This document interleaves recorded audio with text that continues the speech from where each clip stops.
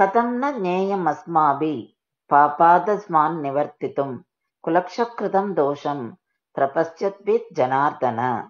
இந்த ஸ்லோகத்துல அர்ஜுனன் கண்ணபிரானிடம், ஜனார்தனா, குலநாசம் பண்ணும் இந்த செயலால் தோஷம் ஏற்படும். இந்த தோஷத்தை பத்தி கௌரவரால உணர முடியல. ஏன்னா அவர்களுக்கு பேராசை கண்ணை மறைக்கிறது.